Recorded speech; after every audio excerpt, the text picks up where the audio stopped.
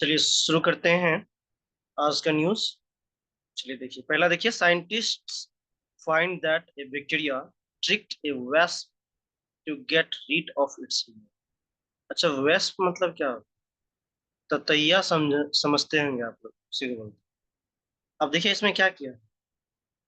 तो रिसर्चर ने क्या पाया चाइना में कि एक बैक्टीरिया है वॉल्बेचिया। तो ये क्या करता है, जो ततैया है, वास्प इनकार्सिया फर्मोसा, तो इसको मतलब इस तरह से ये प्रैक्टिस करता है कि उसके जितने सारे मेल्स होते हैं वो मर जाते हैं। देखिए क्या the farmer friendly Amazon E Formosa wasp. अब देखिए, ये जो वास्प है, ये जो ततैया है, ये क्या है? तो एग्रीकल्चर साइंटिस्ट के लिए बहुत अच्छा एक्सपेरिमेंट है। क्यों? क्योंकि ये जो है व्हाइट फ्लाई होती है, जो क्रॉप्स में लगते हैं, क्रॉप्स को खा जाते हैं। क्रॉप्स में पत्ते पे जो है, पत्ते का रस चूस के ये रहती है और आपके प्रोडक्शन को, फसल को कम कर देती है। इसको कंट्रोल करता है कौन? ये ई फार्मोसा वास्प। इसको देखेंगे कैसे। तो व्हाइट फ्लाइज क्या होता है? Feed on the shape of plant leaves. The plant के लीव्स का रस चूस के ये जिंदा रहती है। इसकी वजह से क्या होता है? प्रोडक्टिविटी कम हो जाती है, जो कि एग्रीकल्चर का मेजर पेस्ट है, ये कीट है। अब कहता है वास्प क्या करता है इसका। तो ये जो है खोजेगा कहाँ कहाँ लार्वा है व्हाइट, ये व्हाइट फ्लाइज का, और उसके लार्वा पे क्या करेगा, अपना अंडा को देगा। ठीक है। और जब अंडा फूटेगा, तो अंडा फूटेगा, तो अंडा जैसे फूटेगा तो क्या होगा, लार्वा उसके अंदर जाएगा। नहीं समझे? जैसे अंडा दिया, अंदर में लार्वा। तो जब अंडा फूटेगा, जैसे ये मान लीजिए ये अंडा है, अंडा दे दिया, अब इधर से लार्वा है, तो अंडा ब्रेक होगा, तो ब्रेक होगा, ये लार्वा क्या होगा, इसमें जाएगा। तो ये क्या करेगा, जब अंडा टूटेगा तो ये उसको खा जाएगा, लार्वा। ठीक है, व्हाइट फ्लाई के लार्वा को खा जाएगा। तो जब खा जाएगा, और इसी तरह फिर वो ग्रो करेगा, एडल्टहुड में आए। कौन आएगा? वास्प। तो इस तरह से क्या हुआ, तो निम्फ को खाते हुए उसका जो है वो मर जाएगा। कौन? White fly. तो उसके बच्चे नहीं होंगे और ये सिर्फ जिंदा रहे। तो इस तरह से वो खत्म हो गया। इस तरह से मतलब व्हाइट फ्लाई को कंट्रोल किया जाता है क्रॉप्स में। किसके द्वारा? वास्प के द्वारा। अब देखिए, the progeny wasp emerge from the neem. अच्छा, हो गया। आगे देखिए, मतलब डबलिंग अप विथ वॉल्विचिया। अब इसमें थोड़ा टेक्निकली टर्म है, अच्छे से समझिएगा, ध्यान दीजिएगा, याद हो जाए। अब कहता है जनरली एमंग हेनोप्टेरन्स, ये ऑर्डर है इंसेक्ट का, जैसे एंट, बीज और वॉस्प। अब ये क्या करता है, ये जो एग को फर्टिलाइज करता है, तो इनका एग किसके द्वारा फर्टिलाइज होगा? स्पर्म सेल के द्वारा फर्टिलाइज होगा।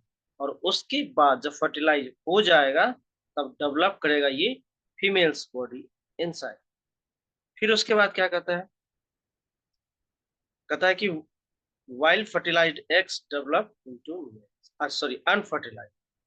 तो जो मेल्स होती सॉरी जो मेल्स होते हैं, उसमें जो है, उनमें भी एग होता है, लेकिन वो क्या है? अनफर्टिलाइज्ड।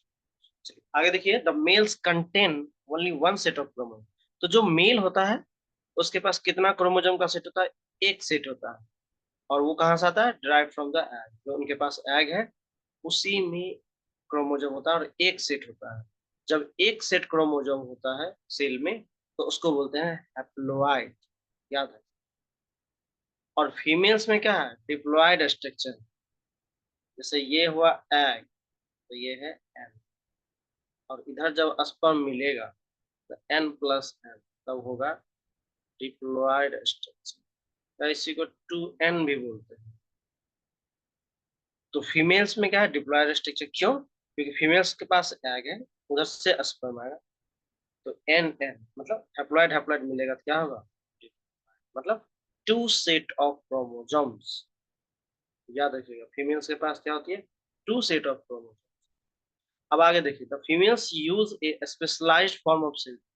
अब फीमेल क्या करती है, अपना सेल का जो डिवीजन करती है, एक से दो से चार से आठ ऐसे सेल जो बनाती है, किस प्रोसेस के द्वारा? उस डिवीजन को क्या बोलते हैं? उसको बोलते हैं मियोसिस। याद रखिएगा, फीमेल जब भी सेल का डिवीजन करेगी, क्या करेगा? Meiosis division. To transmit once only one set of chromosomes together. क्यों करती है ऐसा? क्योंकि फीमेल से जो उसके प्रोजेनी जो संतान है उनमें जो इनका जेनेटिक मटेरियल जाएगा तो क्या होगा, एक सेट ऑफ क्रोमोसोम्स जाएगा, ठीक ना, हैप्लॉइड स्ट्रक्चर ही जाएगा, इसलिए इसको मियोसिस बोलते हैं। और मेल में क्या होता है, एक ही क्रोमोसोम्स होता है, ठीक है, पूरे उसके to all of their sperm by more gender cell division process called mitosis. और जो मेल होता है वो जो अपना सेल डिवीजन करता है वो माइटोसिस। ये याद रखिएगा, माइटोसिस किस में होता है, मेल का जो सेल डिवीजन है, और मियोसिस फीमेल का जो सेल, बहुत इंपॉर्टेंट है। और जब कभी पढ़ाऊंगा मैं बायोलॉजी 12th में, उनमें ये डिटेल्स दिया है, अप्लाइड डिप्लॉयड सारी चीज देखेंगे हम लोग।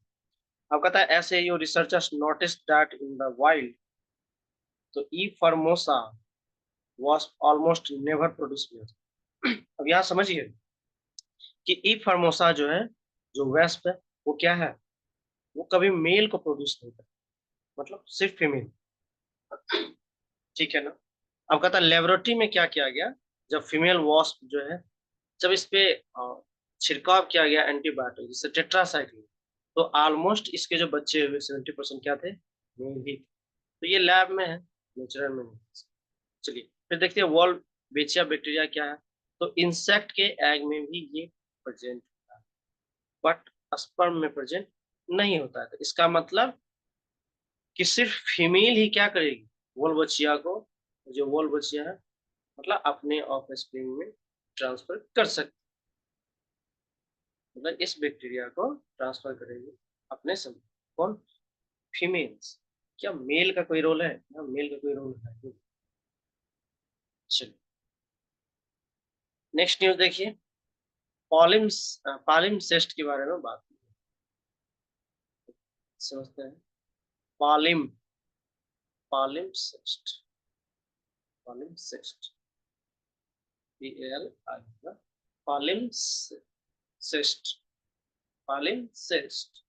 अब ये क्या है, तो एक परचामेंट होता था पहले, क्या होता था, परचामेंट। परचामेंट मतलब होता है चर्म पत्र। तो जनरली क्या करता था, गोट जो है, बकरी, तो उसके ले लेते थे वो स्किन को, ठीक ना, ऊपर वाला स्किन, और उस पर राइटिंग स्किल्स की जाती थी, ठीक ना। तो राइटिंग स्किल्स की जाती थी, उसी के बारे में जिक्र किया। देखिए कहता for a major part of history people used parchment to write. Parchment was a writing material made from the untanned skin of animals, especially goats. जो मैंने अभी बताया वही लिखा है। फिर कहता since it was expensive in many parts of the world। अब ये क्या था कि ये चीजें बहुत महंगी थी मटेरियल्स, तो लोग जनरली क्या करते थे, इसको स्क्रैप या वॉश करते थे, ठीक ना। मतलब जो पहले से कोई टेक्स्ट लिखा है उसको क्या करता था, ये मिटा देता था स्केच करके या धो के, और फिर इस पे लिखा जाता था, रीयूज किया जाता था। और जब कभी इस किसी पेज पे उसे आप धो दो और फिर से उसे लिखो, इसको बोलते हैं पॉलिमसेस्ट। चलिए अब देखिए, राइटर्स ने क्या किया, used many methods to remove existing text from parchment. तो बहुत सारे मेथड्स को यूज किया गया परचामेंट पे जो टेक्स्ट लिखा था उसको मिटाने, until the early middle age. तो मिडिल एज तक की अगर बात करें तो वो लोग क्या यूज करते थे, मिल्क और ओट ब्रेड, ओट मतलब जौ होता है, तो जौ का छिलका और दूध को यूज करके मिटाने का काम करते। अब कहता है older text would often reappear on palimpsest washed in this way and such text was called underwrite। अब मान लीजिए धो दी, लेकिन क्या हुआ, जो लिखा हुआ वो फिर से दिख रहा है, रीअपियर हो रहा है, इसको बोलते हैं अंडरराइट। आगे देखिए, टुवर्ड्स द लेट मिडिवियल, अगर मिडिवियल पीरियड की बात करें तो writers turn to turned to scraping text away with pumice, permanently deleting it। Medieval period में फिर ये लोग सीख गए हमेशा के लिए उसको मिटाने के लिए, किससे, प्यूमिस का यूज करते, प्यूमिस समझते हैं, झम्मा बोलते हैं, जैसे लोग यूज करते हैं ना, जैसे पैर के एरी में क्या होता है, डस्ट लग जाते हैं, तो उसको साफ करने के लिए हाथों को साफ, झम्मा जो होता है उसका यूज करते थे। इसको फिर से रिक्रिएट क्यों किया गया, तो जो पुराने टेक्स्ट हैं उनको ताजा रखते थे, जैसे सना पालिम्सेस्ट, आर्किमिडीज पालिम्सेस्ट, ठीक ना, सिसेरो डी रिपब्लिका, ये सब कुछ टेक्स्ट हैं, तो उनको जो है उस पे टेक्स्ट मतलब राइटिंग किया गया है ताकि बहुत दिनों तक रहे, थोड़ा याद। चलिए अब आगे देखिए, ये थोड़ा सा इंपॉर्टेंट है। On the jurisdiction of the CBI, central bureau investigation, क्या इसका जुरिस्डिक्शन है? आपका था what is general consent, consent, तो section 6 of the DSPE act, अब इसके द्वारा क्या करता है कि CBI is required to obtain consent from the concerned state government before initiating an investigation with its jurisdiction। अब कहता है कि जो सीबीआई का दायरा है कि इन्वेस्टिगेट करने, तो ये दायरा है किसी स्टेट में जाने का।